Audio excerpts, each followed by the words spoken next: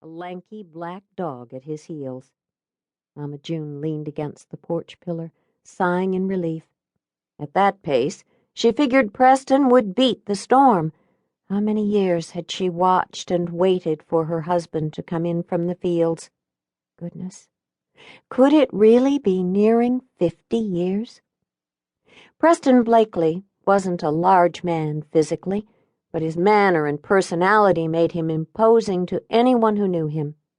People called him formidable in polite company, bull-headed in familiar, and she couldn't argue. He was walking with a single-minded purpose, heels digging in the soft roadbed and arms swinging. His square chin jutted out, cutting the wind like the mast of a ship. Lord, what bee was in that man's breeches this time, she thought, with a sorry shake of her head. On reaching the house, Preston sent the dog to the back with a jerk of his index finger.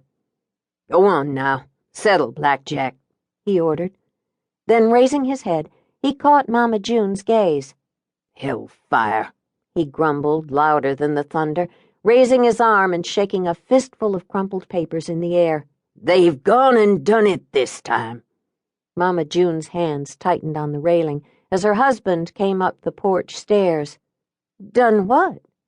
"They done got me by the short hairs," he said on reaching the porch. "Who got you, dear?" "The banks," he roared. "The taxes. The whole cussed economy, that's who." "Sit down a spell, Press, before you pop a valve. Look at you. You're sweating under that slicker. It's too hot for such a fuss, and I swanny." She waved her small hand in the air. "I don't know what you're talking about. Taxes and banks and short hairs. I'm talking about this place." "There's no need to shout. I'm old, not deaf." "Then listen to what I'm telling you, woman. We're going to lose it." "What? Lose the land?" "Yes, ma'am, the land," he said. "And this house you're so fond of. We'll lose it all."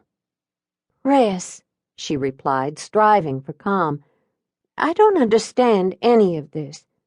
How can we lose everything?" Preston leaned against the railing and looked out over his land. A cool wind rippled the wild grasses like waves upon the ocean. "Remember when we were reassessed a few months past?" When she nodded, he continued.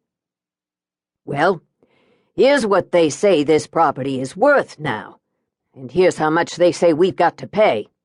Go on," he said, waving the papers before her. "Read it and weep." Mama June reached out to retrieve the crumpled papers and gingerly unfolded them. Her mouth slipped open in a soft gasp. "But this can't be right. It's 3 times as much as before." 4 times as much. "We can't afford that." "We'll appeal. They can't force us to accept this." "They can and they will." "There are lots of folks around here that won't stand for it," Mama June said, hearing aloud the indignation she felt stirring in her breast.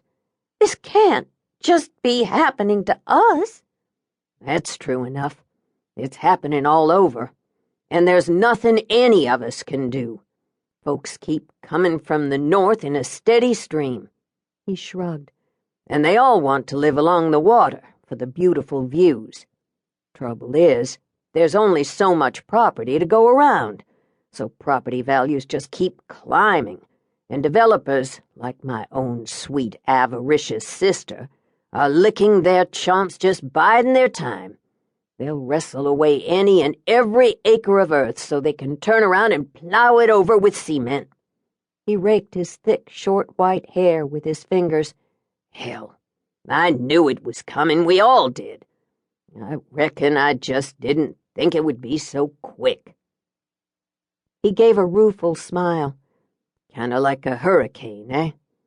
Well," he said with resignation, "looks like we miscalculated on this one, just like we did with Hugo." "We've always managed to hang on before. Through the war, the gas crisis, the bad economy, even her..."